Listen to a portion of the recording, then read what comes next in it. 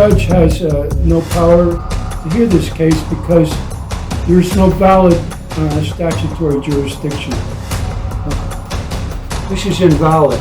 There's no power. So they have a vested interest for their own colleagues to make laws that are complicated that will have to be interpreted in the courts. Hello my friend and welcome back. Today I'm here with our good friend Clohessy. Many of you probably seen his videos already, and I wanted to find out more about all illegalities of the judges and courts and how it affects those subject to voucher phones and evictions and those wasn't wearing the masks during the pandemic. I'm the ordinary person, I don't really know much, that's why I'm here with Pat, and we also already this poster and we want to find out more, and Pat was so nice to me and he agreed to explain more about it. Yeah, hi Frida, I'm glad that the last wake-up call is here, as you said, for a new wake-up call. New wake-up call. I suppose it's a new episode. It's with what I'm saying, you don't want to be last. You want to know about this and be first.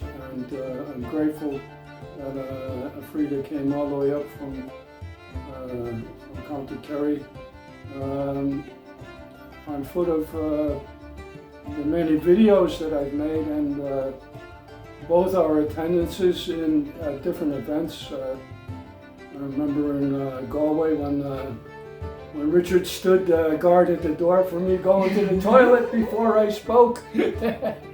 And she spoke on the same day, this 2 years ago during the pandemic, when everybody was opposing what was going on. And yeah, I people know from my videos that I'm boycotting illegal statutory jurisdiction power judges, and but I didn't really get so much into telling them all about that in the book here, which I wrote on this subject matter in hot pursuit of lawful justice during 99 years of illegal Irish statutory courts. It's available in Kindle through Amazon, or also you can get the paperback version, or if people want to contact me on a private message, I have some author's copies like this. So, and one of the big things that contributes to this illegality is right here on the cover, this seal here. There's an imprint of it by the people that put this together for me in California. They did a great job with this cover, and they included all the things, and especially this quote here from the Chief Justice. This is a quote from the 7th of May 2019, when I was in the Supreme Court. And I was there to try and get my mother free, a ward of court. And I think Frida has mentioned about, what effects all of this has in relation to different topics that she's, for ordinary people wanting to know. The Chief Justice himself acknowledged at that time, and it's right here on the cover, I appreciate if there isn't a commencement order, then the act isn't enforced. Meaning, the Courts of Justice Act 1924, which I'm just going to use this, just the point over here. It's photo number 2, and Frida is going to plug in close-ups of these afterwards from the computer, so people can get a good close-up view. So that is one of the main things in this book, that where we've had illegal statutory courts, because this was not properly commenced. Now the topic I didn't discuss in the book because it would be too complicated. I may have to do another short little book about this. If Frida was wanting to know if, say, a person who got a parking ticket or whatever, if they wanted to contest this in the court, what could they do? Well, people have rights. If courts are not properly established, and if the constitution of those courts and the jurisdiction is not properly established, pursuant to the articles of the Constitution, Article 58, the relevant articles, Article 58, Article 34A, and Article 64, and if by statutory law, meaning law that's made by the Oireachtas, if those laws are not valid, people have a right, a constitutional right under Article 40 of the Constitution to raise any issue, to vindicate their rights. And for instance, she gave an example about somebody having difficulty with a parking ticket. What could they do? Well, they can write into the registrar in the court and say, look, you have no power, first of all, to issue this summons against me, or whoever issued it. And also the judge has no power to hear this case because there's no valid statutory jurisdiction. Here we come to the question, where is the proof that they have no power?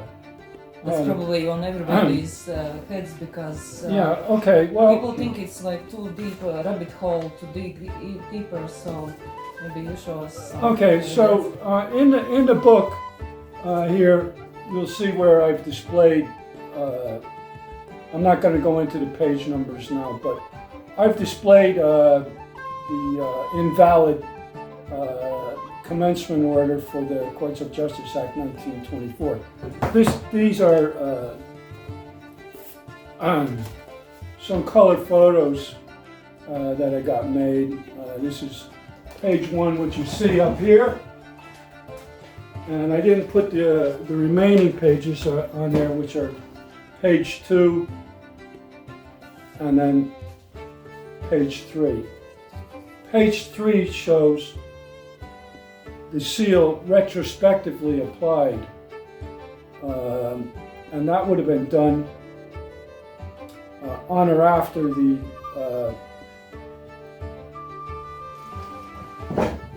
in this photo here, the 12th of March 1926.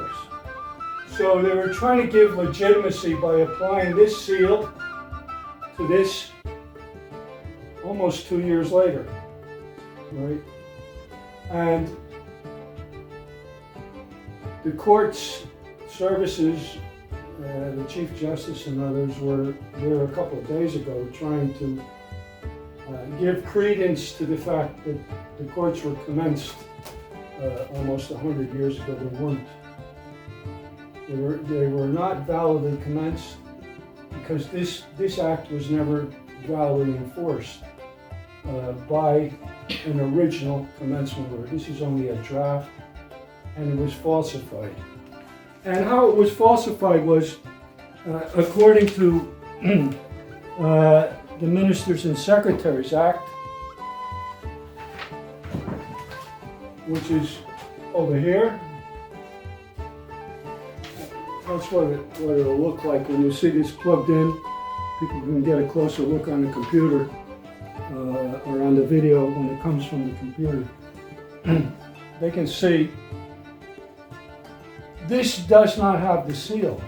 And this act itself specifies in section 16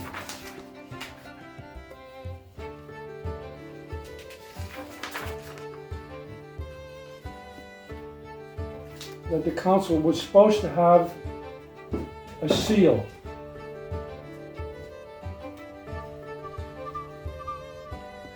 And that seal was supposed to be applied to the commencement of this here, which is this document, but it was never done. It was specified in Section 20 here.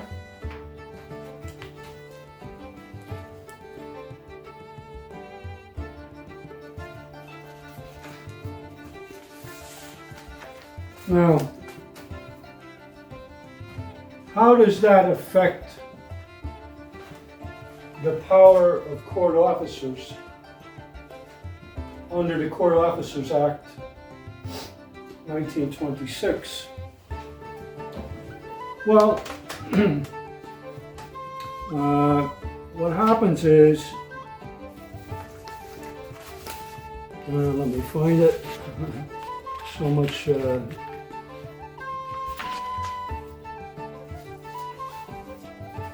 papers attaching to all of this.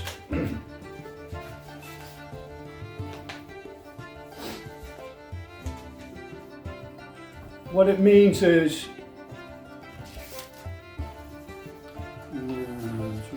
close up of this, I have it here somewhere.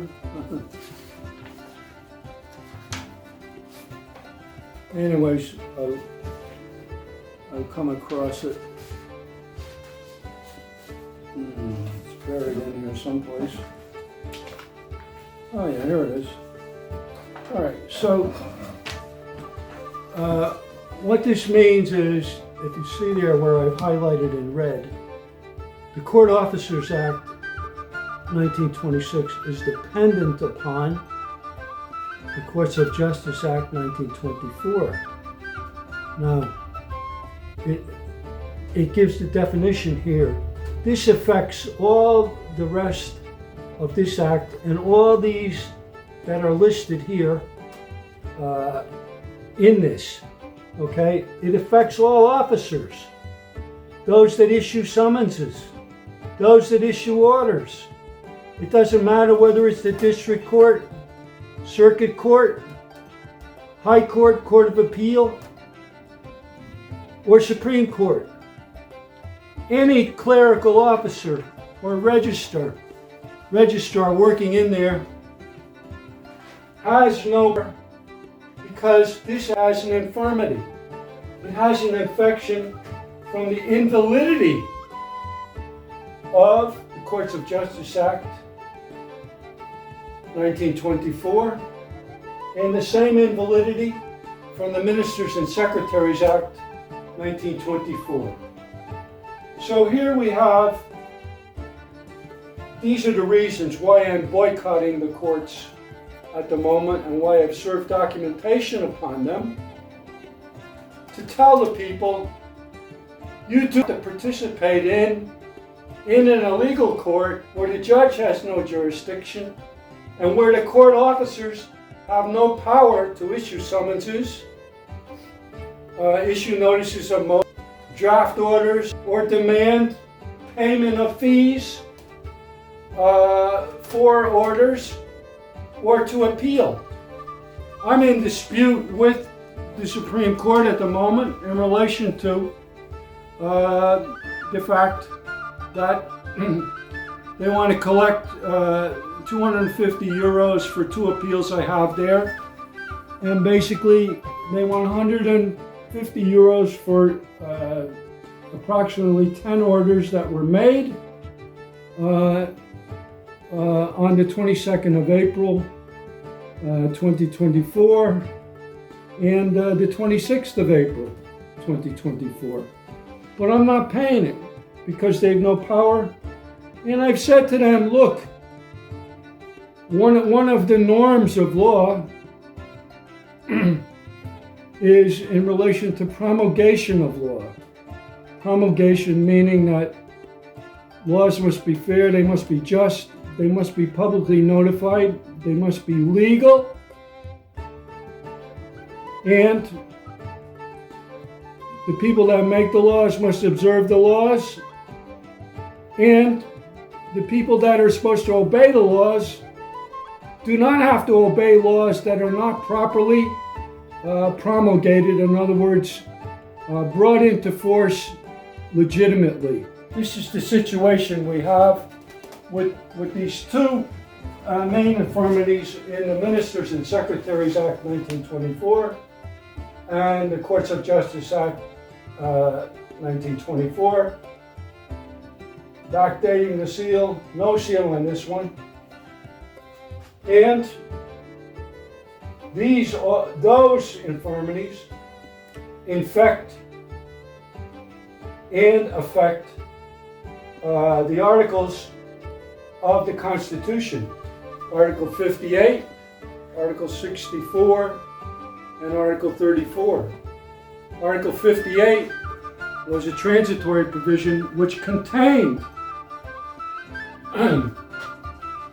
wording from the Ministers and Secretaries Act, power to courts established by law, and also mentioned the statutory jurisdiction of courts established under the Courts of Justice Act 1924. But these courts were not established, and therefore there was no jurisdiction. So Article 58 has a major impediment, which has to be resolved by a referendum to the people. That Article 58 impediment also affects Article 34A and Article 64 of the Constitution, which allows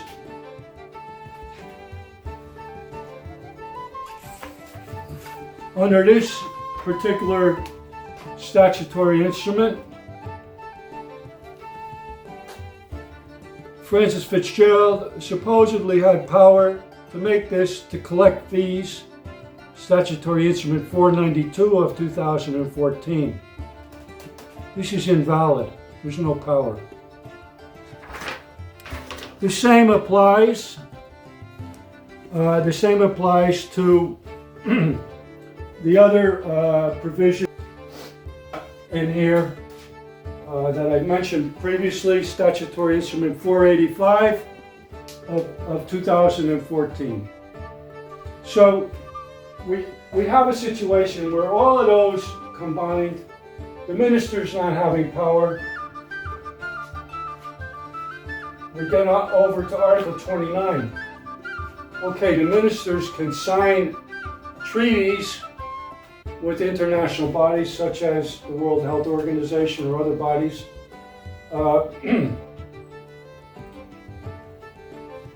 That does not mean that their signing is valid, because the ministers have not been properly empowered in 1924.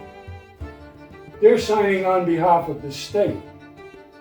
So that calls into question the validity of any treaties that they've signed, but also, it also makes it impossible for any of those treaties to become law under the Irish Constitution in Article 29.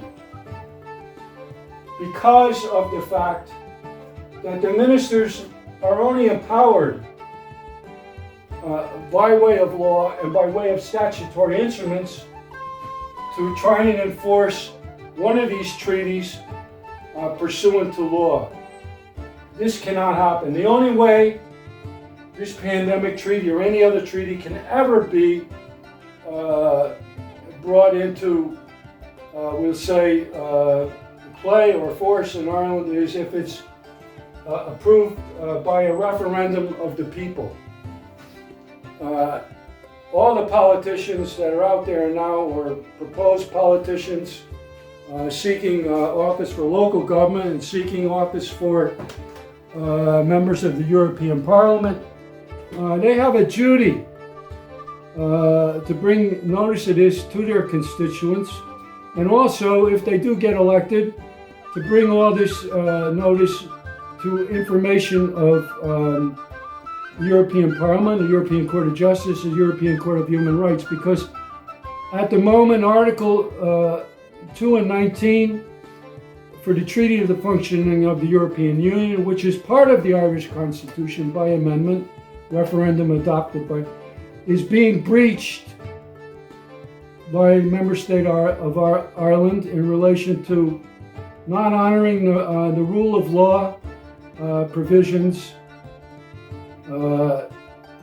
by the fact that we have illegal statutory jurisdiction being operated in what amounts to courts with judges who basically have no lawful power. And, yeah. Who in power knows that it's all illegal? Does the judges know? Does the ministers know themselves it's all illegal? What they Yeah, they know. I put all that in this book, and I've written to them. All the letters are displayed there. They know all this, but at the moment, a few days ago, they were had some sort of a commemoration where they invited the president of the European Court of Justice, Mr. Konarts, I think is his name, here, and I think this is just to try and give legitimacy to something that is a fraud and illegal. In other words, they're trying to fool these people and to hoodwink them. And I know that they have, in April, tried to influence the Supreme Court Justice of Latvia and several other European countries in relation to how great the Irish justice system is, when in fact it isn't great at all. So, in relation to some of the questions you were asking me, how people are affected by this illegality, well, first of all, anyone that was made a ward of court, it was all done illegally. They never had power to do this pursuant to any statute law or the Constitution. Those that have been subjected to vulture funds, here again, their properties have been taken over, orders have been made against them in courts that were operating with illegal jurisdiction. And that also applies in relation to evictions that are being carried out on foot of these vulture funds getting global deeds of transfer. In fact, one of the, I would say, main initial statutory instruments, which is Statutory Instrument 481 of 2009, which was signed by Brian Lenihan, the minister. He had no power under the Ministers and Secretaries Act to sign that.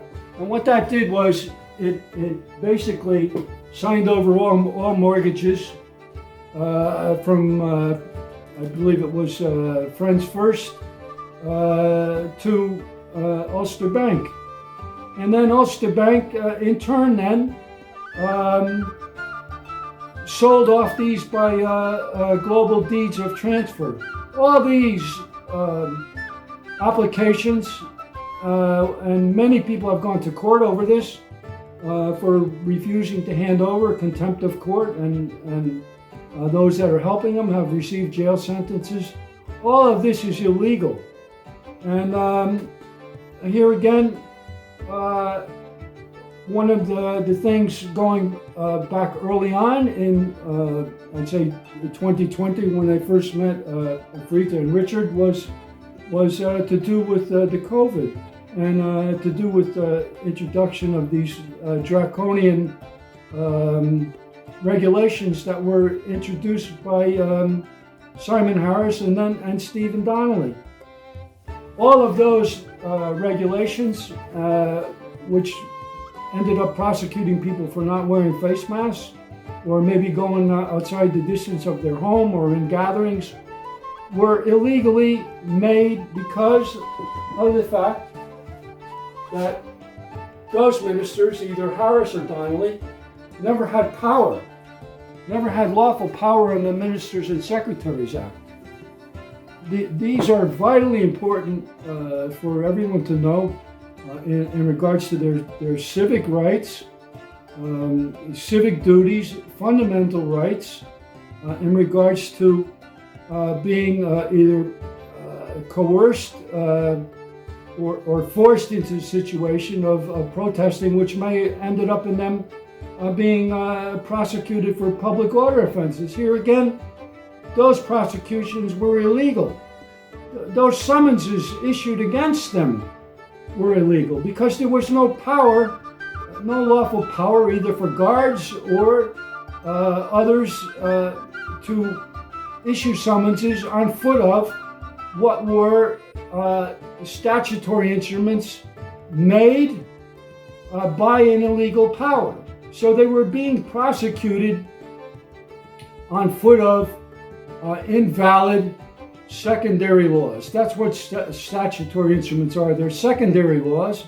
They're not primary law passed by the Oireachtas. They're only laws that are made.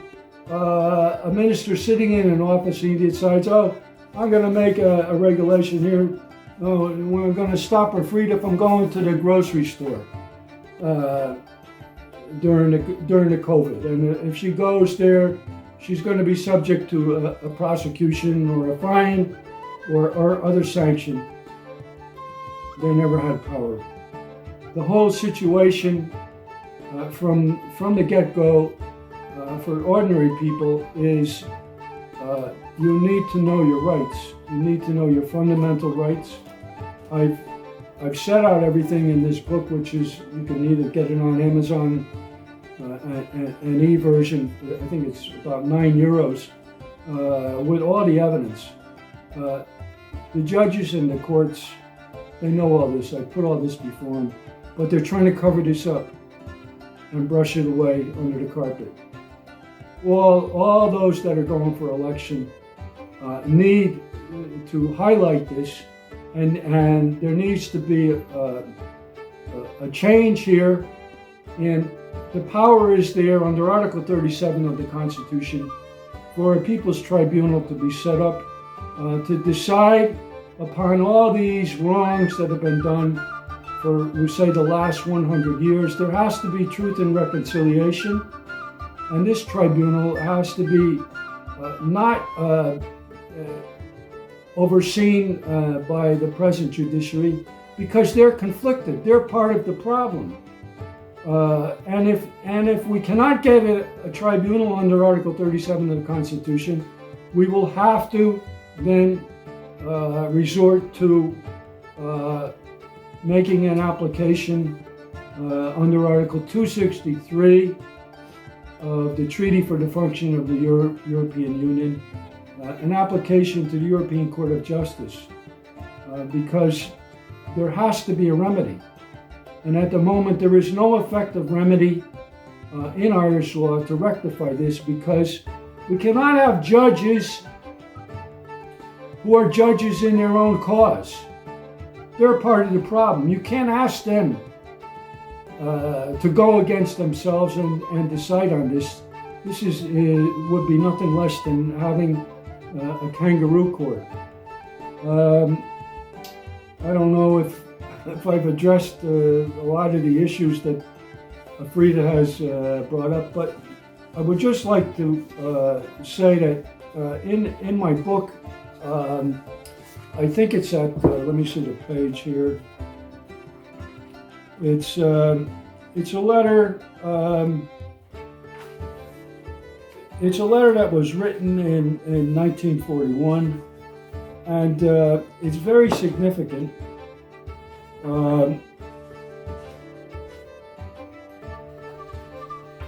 Yeah, it's on page 309 of the book. It's at tab 9.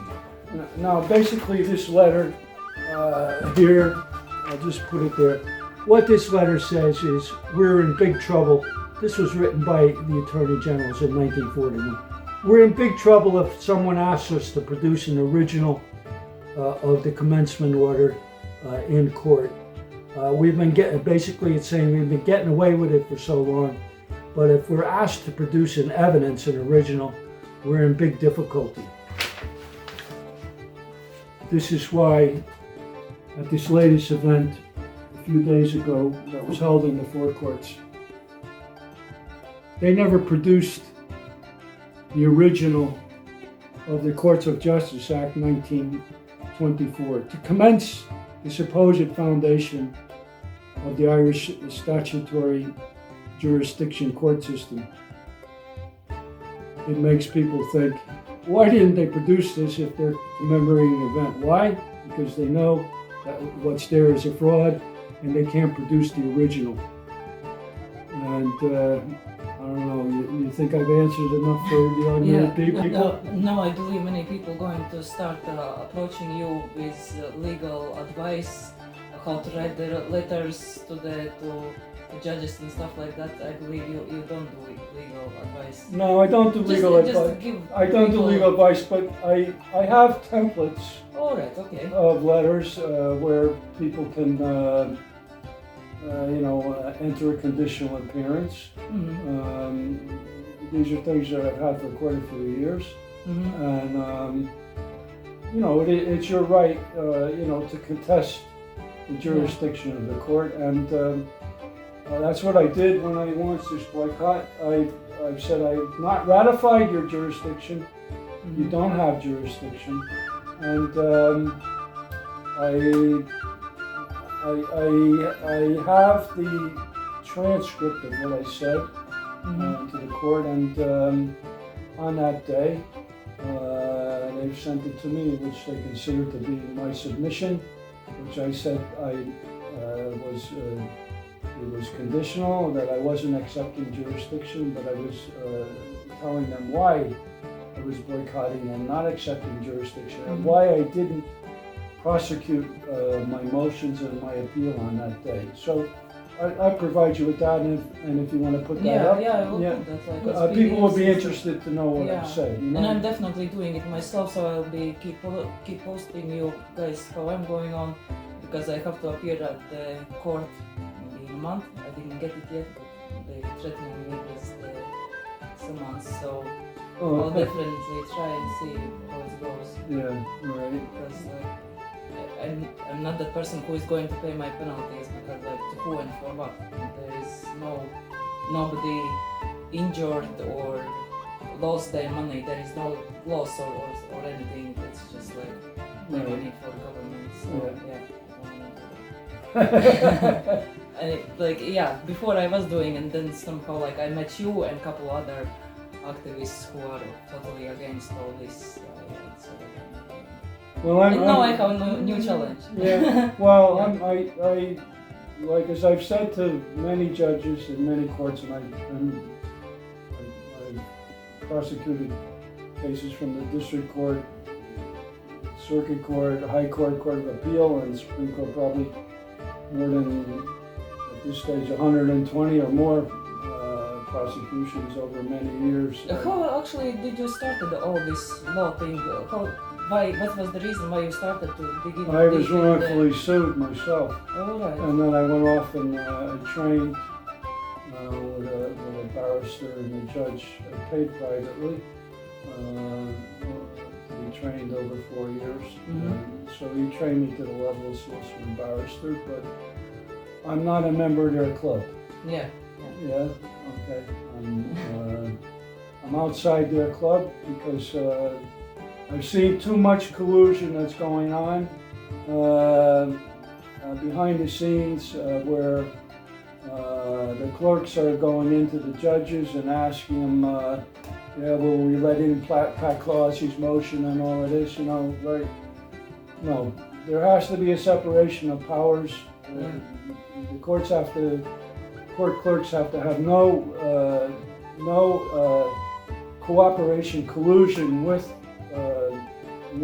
judges in relation to cases. Just file the documents and what should be, and things should be done properly. And really, the system that's there at the moment is made very complex to make a lot of laws that are very hard to interpret, that are not clear-cut, and this makes a lot of money for solicitors and barristers, and this is why the courts are full. The system needs to be changed, and we need a more simple, a codified system of law. What we have at the moment is too vague and arbitrary. In other words, they can have yes and no at the same time. Well, look, when people want to know what their rights are and what the law is, they want to know yes is yes and no is no. Yeah, they don't want to have to go into the court to have someone tell them, well, it may be this or maybe that. No, people are entitled under the European Convention on Human Rights and the European the Treaty for the Function of the European Union and the Charter for the Fundamental Rights and Freedoms. People are entitled to have laws that are clear, properly promulgated, that you don't have to go in and get an interpretation and an opinion from a judge. You can't even get that. My friend was, that was years ago. She took the solicitor. Even solicitor doesn't explain anything. He just looked at her case and he said well, it's 150 euros fine. Just say you are guilty and pay fine. Even the solicitors doesn't explain you anything, so there is no point for them either. Yeah. You just pay, and the solicitor I think it's 150 as well for consultation and for representing you in the court. It's just 150 euros for that. He says instead of you oh yeah, my client pledges guilty, it's fine. It's nonsense. Absolute nonsense. It's just a racket. Yeah. And what keeps you so dedicated and motivated to do it? You do it for long years. Well, my mother was, of course, wrongfully made aware of court, held prisoner for 5 years. After the Supreme Court case in 2019, it was declared that she was wrongfully made aware of court. I won that aspect of the case, but I still couldn't get her free because of the fact that they said it had to go back to the High Court to technically overturn the order. Well, this took a couple of more years, and when I was trying to fight that, to my self-representative, the solicitors again for the HSE went along and appointed what's known as a guardian ad litem, someone to speak for my mother. Well, my mother didn't need anyone to speak for, only me. I was the one that won the case, pleaded everything in the Supreme Court, myself up against a team of, I think it was 4 or 6 barristers for the state and the same amount of solicitors. You can imagine how much that cost, and they didn't get any cost. There was no costs awarded to them. I was awarded, but they said make a submission, but they said I could only get traveling expenses. But I spent thousands and thousands of euros to get my mother free, and most of that is in the lead up to this book as to why I wrote the book and how I found out all of this, right? So, people have to be afforded proper laws that are uncomplicated. This is in most places on the continent. I read case law from the European Court of Human Rights from your country, from Romania and other countries. They don't have the same common law system as we have here. Each thing is spelled out exactly individually. And that's why they don't have so much cases and arguing going on in those countries. You could probably, find out more from Latvia what goes on, but I'm sure it's not like the courts here are backed up with a system that creates work for judges, for lawyers, for barristers, based upon incomprehensible, complex laws that are written by the Oireachtas, for the Oireachtas, for the Dáil and for the Senate, by lawyers themselves, debated in the Oireachtas, where there are a huge amount of lawyers, so they have a vested interest for their own colleagues to make laws that are complicated, that will have to be interpreted in the courts by judges. And of course, these interpretations, what they call precedent, are only opinions, right? But this precedent is only as good as today because it can be overturned tomorrow. And in the situation here, what I'm talking about, any of this precedent means nothing, because in fact they've never had power to even decide these cases.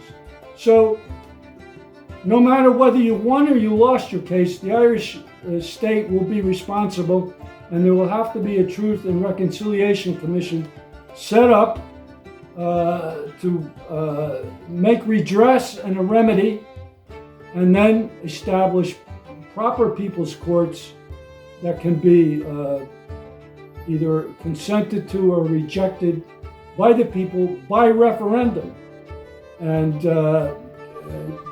to take away all this solicitors, barristers, and judges' involvement in lawmaking and lawmaking rules, primary, secondary, and rules of court. The people have no say in the rules of court that are now presently made. Most countries, these are published beforehand, and the public have an opportunity to comment on this. But no, this is basically a fascist kangaroo type system, and it's been going on for 100 years now next week. And I've hinted in this book the route that people could take basically to throw out these what's going on illegally in the Dáil and in the courts, to get rid of these people and to bring in a more fair system of people that are interested in we the people, in our constitutional rights, in our fundamental rights. So all hope on the new independence, on the people who already studied, like Stephen Manning and people like that, who are already fighting the courts, like, and hopefully people will pick it up. And the book is not that big, it's like 3 days read. It's not like, in the beginning I thought as well, like, oh my god, that's another huge rabbit hole, but like all the information is here, and it's not that complicated. It's going to be complicated, but like if many people does it, it's going to work. It's have to work. Yeah. It's a wake up call. Yeah. We have to. Yeah. It's a new wake up call, and there's a new wake up call in relation to the Ministers and Secretaries Act.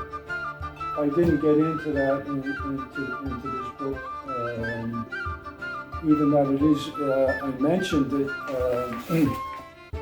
it on pages 80, 91, 93, 108, 110, 189, 190, 301, 309, and 337. There is mention here of the Ministers and Secretaries Act, but this is probably a whole other topic. I may have to write another book on this and do a little more research on that, and the Court Officers Act 1926, to ensure that the commencement orders and other things were properly done. But at the present moment, all these that I mentioned up there are in difficulty. And that difficulty as regards the power for the government minister to enforce that treaty is basically nil. So this possibly could affect also some of the EU regulations. I'm not saying it will directly, but what is important for people to understand is that we the people, you and I, Afrida, as the internal sovereign, We are the ultimate authority in the Constitution. As regards the pandemic treaty, the Irish state is what's known as the external sovereign. But the external sovereign does not trump the internal sovereign. As regards right here in the country, we'll say issues with immigration and other things, and homelessness and other things, and difficulties with,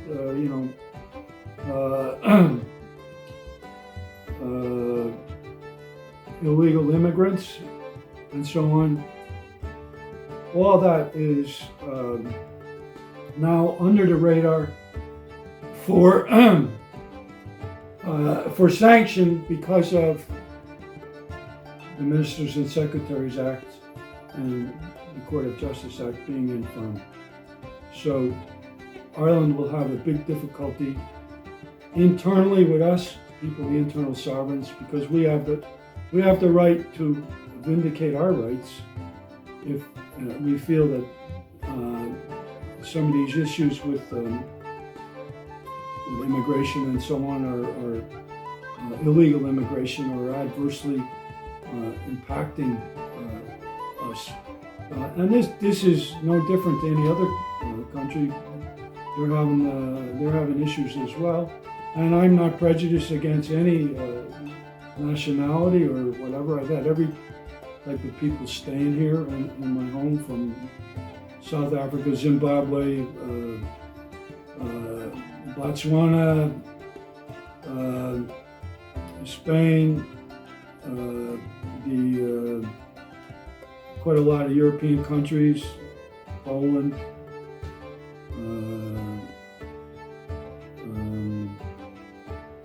Romania, and so on. And I don't have those kind of prejudice or anything, but at the same time, we have to have laws, we have to have rule of law, and the ministers have to not be bringing in regulations and illegal immigrants when they basically have no power. There has to be control and put on these, and a sanction put on these. And here again, I revert back to Simon Harris and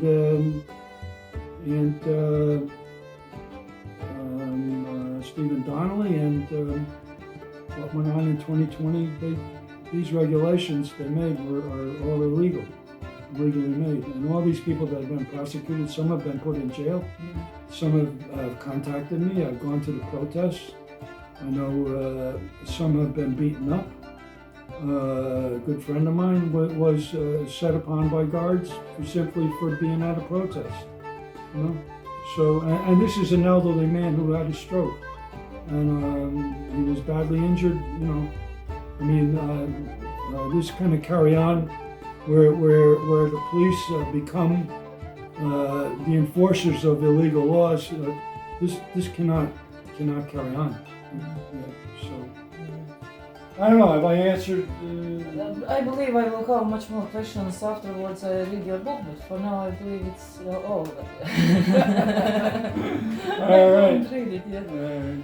So yeah, obviously I'm going to be following up what's going on. If anyone going to answer you after latest correspondence with the judges, and waiting for your next book. So I can make another interview with you. Alright, okay, thank you. Thank you so much for having me. Thanks. Say hello to Richard, he's a good guy. Yeah, okay, okay guys. Thank you very much for Alright. watching. See you. Alright. Bye bye. Yeah.